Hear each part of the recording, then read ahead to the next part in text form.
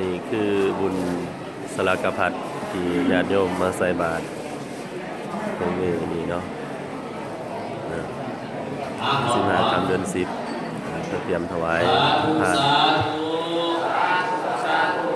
ส่วนนี้จะเป็นผ้าเขาวที่เขาจะเป็นสลากพัด